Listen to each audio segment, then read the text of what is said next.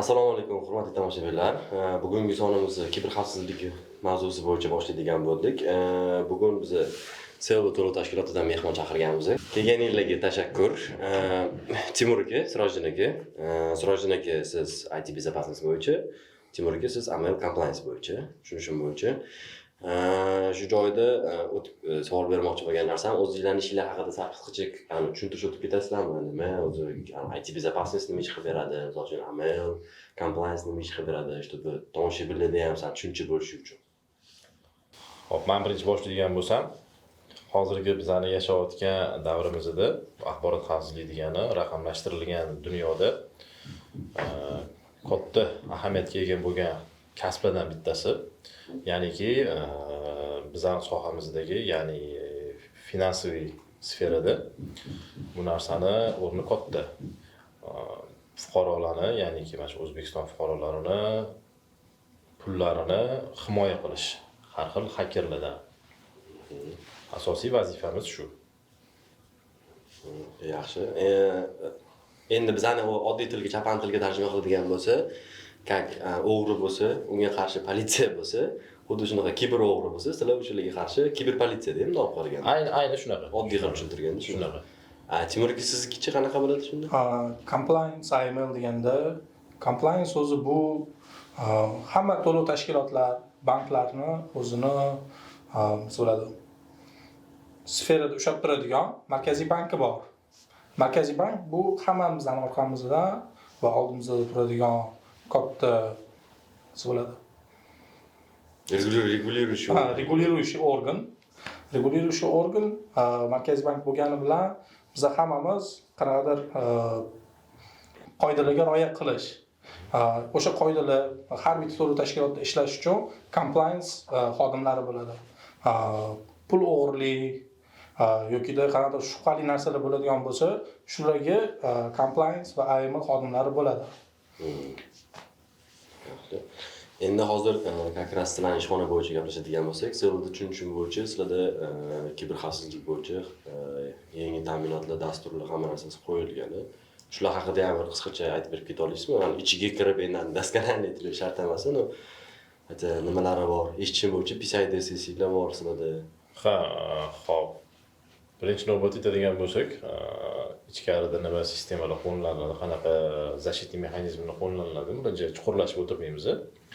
Umumiy qilib aytadigan bo'lsak, hozir Sello to'lov tashkiloti nisbatan yosh to'lov tashkiloti hisoblanadi. Shunga qaramay, bizning yutug'imiz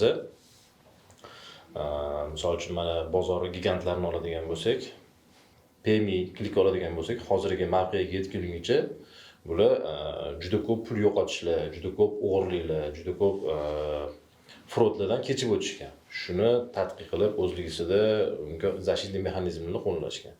Selloning yutug'i hozir nimada bo'lyaptiki, biz yoshmiz. Ular bosib o'tgan yo'lni biz ularning tajribasini tekinga qo'llayapmiz. Tajribani biz tekinga olamiz desa ham bo'ladi. Ularning o'tgan, ular qilgan защитаlarni biz o'zimizda уже boshlanishidan qo'yib yo'lni boshidan bizda o'sha защитаlar bor. Ya'niki mana Selloda mana aytganingizdek bizda yaqinda PCI DSS sertifikatini oldik. Bizda bu birinchi marta olayotgan sertifikat emas, bu уже ketma-ketlikda 3-yil olishimiz bu sertifikatni. Bu nima degani? Bu PCI DSS sertifikati degani hammaga ma'lum viza karta degan narsa bor. Xuddi bizda Uzkart, Humoga o'xshab dunyo miqyosida viza karta bor. Viza kartani o'zini talablari bor. Bular yillar davomida o'z tajribalardan kelib chiqib yasashgan standarti bor. O'sha standartga xavfsizlik standartlari, o'sha standartga mos keladi degani. Bu sertifikatni oldik degani biz bu o'sha vizani olgan talablariga biz rioya qilamiz. Uni hamma ko'rsatmalarga rioya qila olamiz degani. Bu sertifikatni shundagina beradi. Shu joyga yana qo'shimcha qilmoqchi edim. Eshitishim bo'yicha vizaniki endi international, global misol uchun bo'ladi. No, shunga yarasha bizda o'zimizning milliy protsessinglarimiz Uzkart Humoda ham отдельный har yilmi qanchadir audit qilib, qanaqadir tekshirishadi deb eshitdim-da. Shunaqa. Ulashdan oldin. Shunaqa narsalar ham bormi? Shunaqa. Bu viza kartani standartdan tashqari, PCI DSSdan tashqari Uzkart Humoning o'zining ham audit sistemalari bor.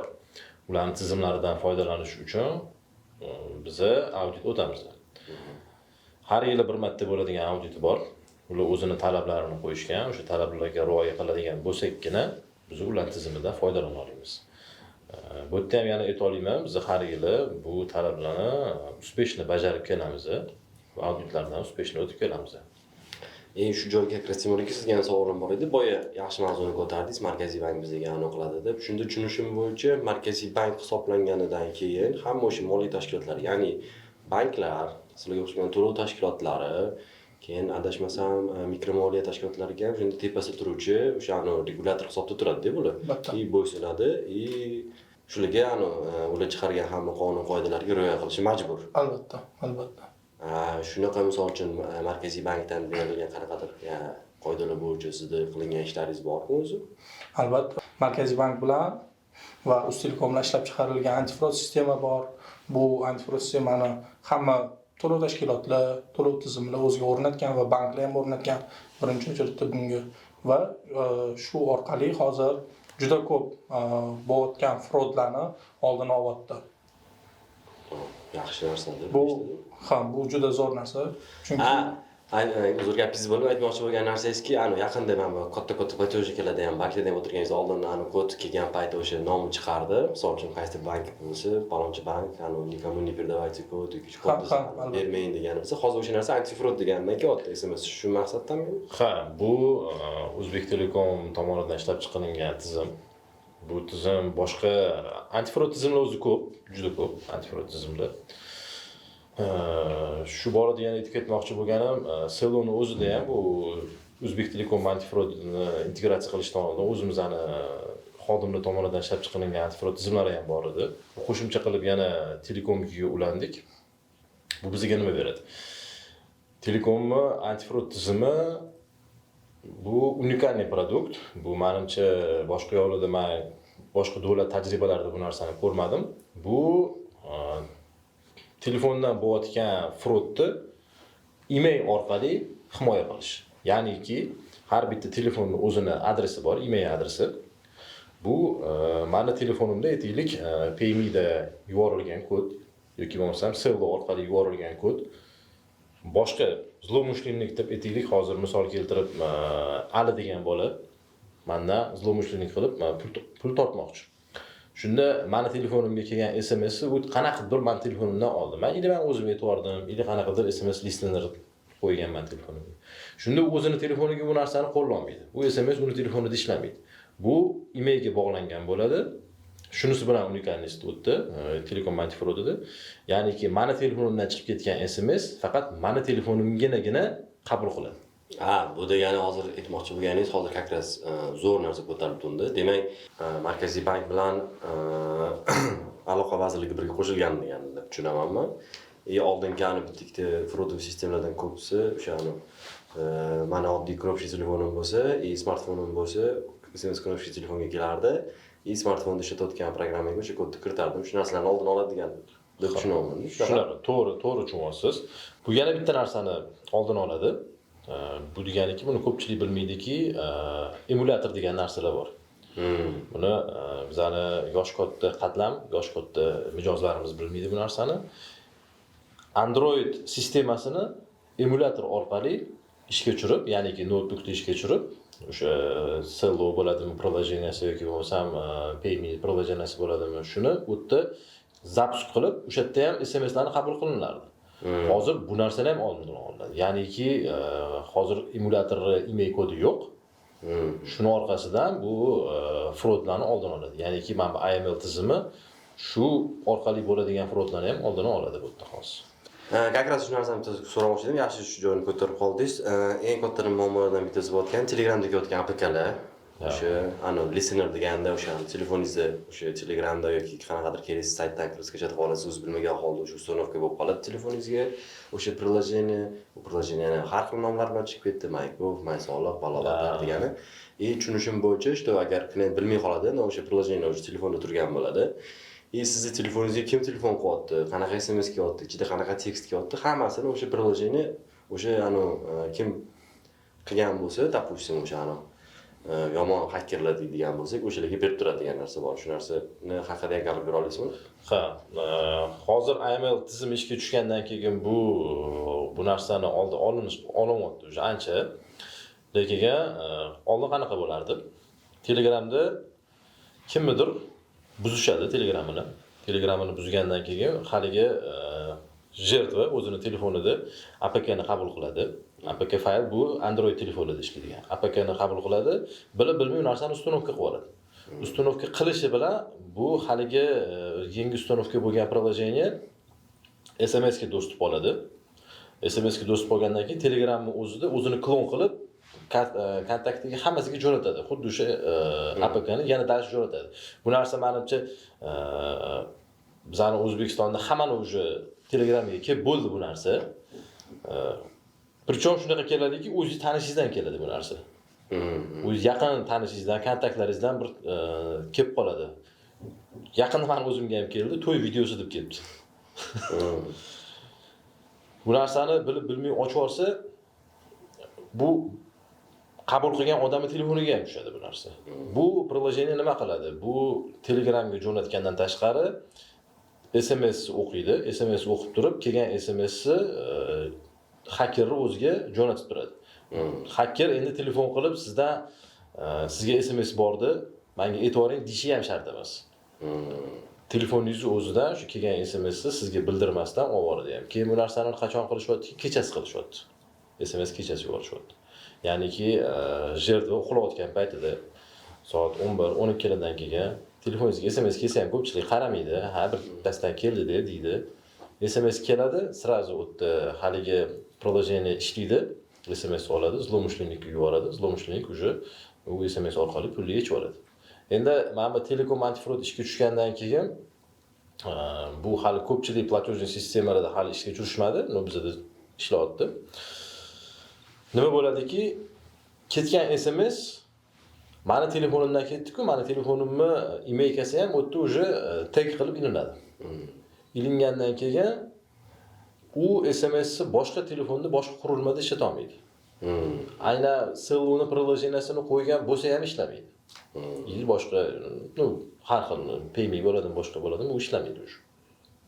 Ancha yaxshi narsa qilishdi deydi. Как раз shu joyda yana bitta narsani so'ramoqchi edim. O'zi sizlarga ham qanaqadir atakalar bo'lib turadimi o'zi? Qanaqadir? O atakalar ko'p bo'ladi.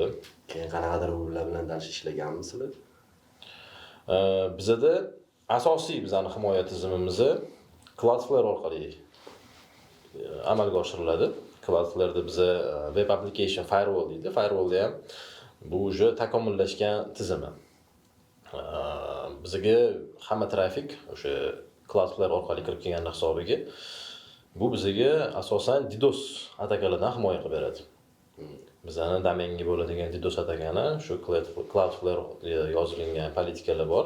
Shu politikalar himoya qilib berishadi.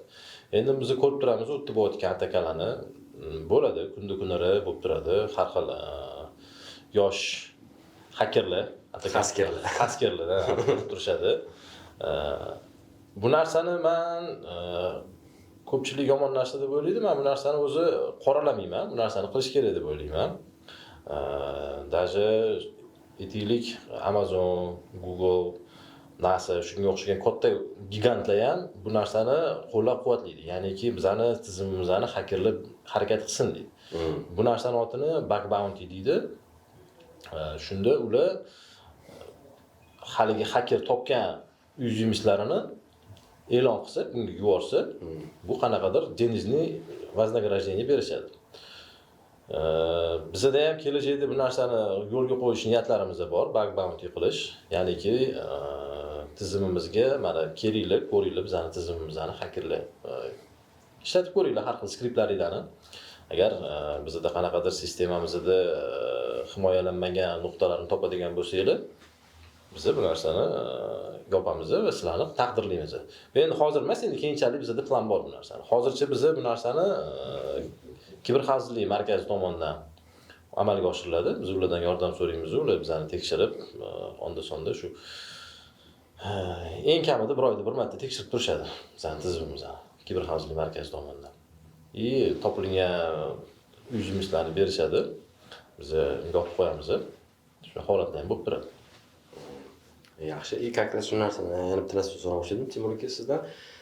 Sizlar o'zi в основном kirajib bo'lganidan keyin compliancelik qilib, o'zingizlarning ish jarayoningizga olib borasizmi yoki qanaqadir подозрительный operatsiyalarga ham qarab o'tirasizmi? Подозрительный движенияларga, klientlarga.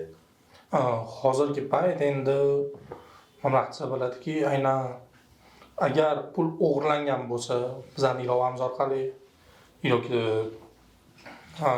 bizani sistemani kimdir endi DDoS ataka qilib ko'rishi mumkin.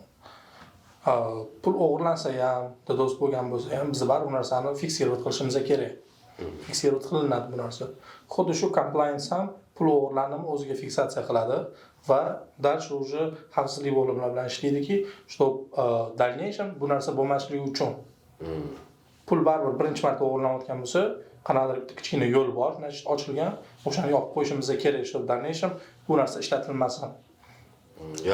Shubhali operatsiyalar bo'yicha albatta biz endi o'zimizning sistemaga qo'yib qo'yganmiz, har xil alertsiya ham bo'ladi. Aynan katta summa yugida ko'p tranzaksiyalar 1 minut ichida, 30 sekund ichida har xil vaqtlarga ham qo'yilgan politikalar bor. Ko'p tranzaksiyalar summalar bo'lib ketayotgan bo'lsa, bizga alert keladi, biz ularni ko'ramiz, kerak bo'lsa bloklab qo'yamiz va klient o'zi bilan ham telefonlashib, aniqlashtirib klient o'zi qilyaptimi, uyda uni kimdir vzlom qildimi, shu narsalarni bilib, уже ish tutamiz. Yaxshi. Demak, sizlarning ilovadan foydalansa, uncha-munchaga pul yo'qolmasligi ishonch bor ekanda, demak, qanchadir. Harakat qilyapmiz shunga. Endi shunday aytib o'tish kerakki, 100% xavfsizlikni hech kim ta'minlab bera olmaydi. Ko'rib turibsizki, hozirgi zamonda texnologiya juda rivojlanib ketyapti. Kunda-kunora yangi xavflar paydo bo'lyapti. Buni har doim oldini olish, buni yangi xavflarni kuzatib turish bu katta resurs talab qiladi o'zi. Biz imkon qadar shu yangi chiqayotgan texnologiyalarni o'rganib, ko'rib, o'zimizda kerakliklarini joriy qilib turamiz. Yana shu joyga qo'shimcha qilmoqchi edim, как раз o'zingiz mana shu mavzuni ko'tarib qoldingiz. Sizlar ham qanaqadir planinglar bo'ladimi o'zi? Har qanchadir vaqt nimadir analizini qarab o'tirish yoki chat qilish bo'yicha yoki Markaziy bank o'zi bersa qilasizlar, boshqa paytda endi qarab o'tiraverasizlarmi? Qo'pol qilayotganda. Yo'q, o'zi avvalambor Markaziy bank tomonidan topshiriqlar kelib turadi. Topshiriqlarni o'z vaqtida bajargandan tashqari, boya aytganimdek, oyda bir marta biz kiberxavfsizlik markazi tomonidan tashqi skan qilib turishadi bizani. Skan qilib, agar xavfsizlik qanaqadir nuqtalarni topadigan, xavfsizligi ochilib qolgan nuqtalarni topadigan bo'lsa, bizga xat bilan murojaat qilishadi. Mana shunaqa joyingda shunaqa narsa topdik deb operativni bizani bolalar yopib qo'yishadi bu narsani. Undan tashqari biz shu har kuni ish jarayonida yangi chiqayotgan texnologiyalarni o'rganib, o'zimizda qanaqa nimalarni joriy qilsa bo'ladi, nimalar xavfsizlik talablariga javob beradi, shularni qarab o'tiramiz. Keyin как раз boy telekom antifrod bo'yicha masala ko'tarildi. Eshitishim bo'yicha undan oldin Markaziy bank o'zini ham sentralizovanный qanaqadir antifrodi bor edi. O'sha bo'yicha ular ham mana ko'pchilik ulagan bo'lishi kerak. O'sha narsaga ham sizlar integratsiya qilganmisizlar, qanaqa ishlaysizlar ular bilan? Eshitganmiz unaqa narsa bo'yicha u borligini. Hamma ham sistema ulanmagan yo'ga. Kimdir endi xohish bilan ulangan yo'gida, endi kimdir ulanishi mumkin narsaga. U qanaqa ishlashi, bu aynan qaysidir bir korxonada fraud bo'layotgan bo'lsa, yoki massaviy fraudlar bo'layotgan bo'lsa, boshqa tashkilotlarga ham shuni ogohlantirib etishadi. Sentralizovanный deganda, как некий baza bo'ladi. Misol uchun sizda nimadir bo'lsa, подозрительный bo'lsa, siz o'tga tashlab tursangiz, o'sha baza orqali boshqa tashkilotlar ham klientini qanaqadir operatsiya qilish paytida tekshirib oladi. Shu narsa bor yoki yo'q. Va qanaqadir endi uyaзвимостьlar bo'lsa, o'sha narsalar haqida ham xabarlar berib turardi. Aynan hamma to'lov tashkilotlar yo'gida ulangan tashkilotlar shu narsani monitoring qilib, o'zlari agar shunaqa uyaзвимость bor bo'lsa, to'g'rilab qo'yishardi. Yaxshi narsa qilishibdi, agar shu narsa ishlayotgan bo'lsa, menimcha, chunki ko'pchilik qanaqa bo'lardi? Endi korporativni taynada bir-biriga bergisi kelmaydi, fraudchilarni keyin nima bo'lib ketdi deb vahima bo'ladi. U paka bir-biri bilan gaplashib aloqaga kirib olgungacha u yoqda o'sha mashinniklar pulni vizaga tashlab, konvertatsiyalar ochib ketardi ko'pincha. Endi shu joyga yana aytmoqchi bo'lganim, qanaqadir takliflar bormi o'zi? Mana shu taklif deganda endi foydalanuvchilarga imi? Foydalanuvchiga. Xo'p. Bizda atrofimizda ham ko'p odamlardan eshitamiz, ko'ramiz. O'zimizning atrofda ham, shu klientlar orasida ham shunaqa narsa bo'ladiki, o'zini ma'lumotlariga juda Befarq qarashadi. o'zini ma'lumotlariga juda befarq qarashadi. Ya'niki eshitamizki, mani danlilarim kimga kerak? Mani telefon nomerim, mani ismim kimga kerak? Mani pasport danlilarim kimga kerak degan narsani ko'p eshitamiz. Bundan bir 100 yil oldin aytaylik, hech kimga kerak emasligi mumkin edi sizning danlilaringiz, sizning adresingiz. Bu yerda oldin bankni buzishardi, bankni seyfi qayerda turganligini bilish muhim bo'lardi. Hozir bankni seyfini qayerda turganligini hech kimga ahamiyati yo'q hozir. Hozir eng katta bu zlomishlennik uchun eng katta bu resurs, nima desa, eng katta bu lakomstvo bu personalniy danli. Ya'niki bizani telefon nomerimiz bo'ladimi? Bu telefon pasport danlilarimiz bo'ladimi? Hattoki hozirgi kunda mana yangi ugrozalardan bittasi yuzni uje fake qilish, ya'ni deep fake degan narsalar chiqyapti. Bu kelajakda bizga juda katta muammo tug'diradigan bir xavf bo'lib ko'rinyapti bizga hozir. Ya'niki, mana bu telefonda tranzaksiyani amalga oshirayotganingiz yoki bo'lmasa qanaqadir yangi akkaunt ochayotgan paytingizda yuzingiz bilan tasdiqlardingiz. Hozir endi deepfake'da sizni yuzingizni bemalol bu yerda zlomishlennik deepfake qilib sizni yuzingizni takrorlayapti, bemalol takrorlayapti. Mana Instagramda boshqa yo'llarda ko'ramiz videolarni, birga bir qilib o'xshatib qo'ygan videolarni. Bu yerda qaysi biri real, qaysi biri AI tomonidan ishlab chiqarilgani bilib bo'lmayapti hozir. Xuddi shunaqa qilib bizani yuzimizni olib, bu yerda bizani to'g'rilab, pullarni yechib olish ehtimolligi bor bu yerda. Bu juda katta muammo tug'diradigan, bizda hozir kelajakda katta muammo tug'diradigan narsa bo'lib turibdi hozir. Endi menimcha bu bizdagi razvedka kompaniyalardan bittasi o'sha MyIT bo'ladi. Menimcha ular ham qanaqadir решениyalar qo'yib, ancha o'z tomonidan ancha yopganmi deyman bu narsa bo'yicha. Paka xavotirli narsa-uncha eshitmadim-da. Yo'q, bu taktakovoy bizda xavotirli narsani eshitmaganingiz bu hali rivojlanmaganidan. Bu narsani deepfake to'g'ri rivojlanishidan oldin MyID buni oldini olish harakatini qilishyapti. Biz o'zimizda ham test qilib ko'rdik. O'zimizning приложение bizadagi ham MyID ulangan. Ya'niki bizning mijozlarimiz o'zini tasdiqlash uchun yuzini o'sha MyID dan olib kelishadi danlilarni. Biz o'ta test qilib ko'rdik har xil ssenariylarni. Hozirgi kunda MyID talablarga javob beryapti. Yaxshi. Timur aka, siz nima maslahat berardingiz? Qo'shimcha qilib aytsa bo'ladiki, aynan o'zimizning aholiga endi bar odamlarni savodxonligini oshirish kerak. Har xil Telegramdan keladigan APKlarni, Sirojning aytgandek, to'y videosi, rasmlar, MIP, shunga o'xshagan APKlar tashlab berishadi. Ularni ochmash kerak. Agar даже sizni yaqiningiz ham sizga qanaqadir fayl tashlab bersa, yo'gida bu narsa yozib, "Men aksiya bo'lyapti" deb yozib jo'natib yuborsa ham, ularga ishonish kerak emas. Chunki sizni ma'lumotlaringizni olib olishi mumkin. Sizga zararli APK o'rnatib qo'yib, danlilaringizni olib olishi mumkin. Bu juda osonlashtiradi mashinaliklarning keyingi shaklarini. Chunki ular sizga telefon qilib tez gapirish mumkin-da va ayting kod deyish mumkin. Va o'sha paytda siz eshitib, sal o'zingiz bosib olib o'ylang. Bank xodimi hech qachon sizga telefon qilib, SMS ayting demaydi. Yoki sizni kartangizdan pul o'g'irlanyapti demaydi. Chunki ular o'zlari ham bloklab qo'yishi mumkin sizni kartangizni. Shuning uchun har doim ehtiyot bo'lib, tashlayotgan yoki o'qiyotgan narsalaringizni sal o'ylab turib keyin ochish kerak. Keyin yana bitta narsaga qo'shimcha qilamanki, hozirgi aytgan narsam deepfake'da asosan hozir zlomishlenniklar Telegramdan telefon qilishyapti, video zvonok. Ana o'sha orqali bizning yuzimizni olishyapti.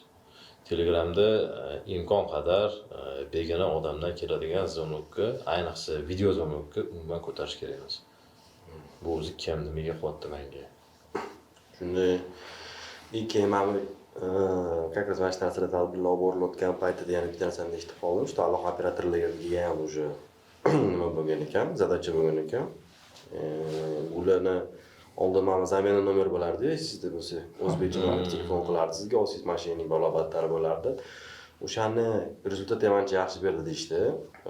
Kecha ikkita kanalda o'rganib qoldim. Уже hozir mashinnikda telefon qiladigan bo'lsa, sizga уже o'zimizga обычный bo'lgan +998 dan emasda, boshqa har xil Qirg'iziston yoki international nomerlardan ham telefon qilishyapti-da уже. Shu joydan bitta narsani qo'shimcha qilib ketmoqchi edim o'zim tomonidan. Sizlarga o'tgan safargi podkastda ham bu narsani zo'r ko'targan edik. Hozircha eng работающий mexanizm, ishlayotgan mexanizm sposoblardan bittasi o'zbekcha gaplashishyapti-da. Qanaqadir sizdan tashkilotdan yoki nimadandir telefon qilib turib, boshqacha bir nima gapiraversa, bemalol men ruscha ham bilmayman, o'zbekcha. Nima xohlayapsizlar, o'zbekcha desangiz, уже qaytarayotgan ekan dedim-da. Shunda to'g'ri aytasiz. Ilgari ko'p uzatilardi. Telefon qilayotganlar Belarusiyada, Ukrainadan telefon qilardi-da, lekin telefon qilayotganda butun nomerni podmena qilardi. Sizning telefoningizda chiqadigan nomer Beeline yoki bo'lmasam Uzbek Telekom, shu nomerlardan Beeline, Uzbek Telekom, yana Mobi, shuni o'zimizning aloqa operatorlaridan telefon qilishardi. Bu yerda podmena bo'ladi. Hozir ham o'sha mashinniklar telefon qilishadi. Faqat ular o'sha Belarusdan yoki Ukrainadan bo'lgan hisobiga ular o'zbekchani bilmaydi. Bemalol o'zbekcha gapir deb, agar rostakasam bank xodimi telefon qilayotgan bo'lsa, bu holat bo'lib turadi, bank xodimi telefon qilishi.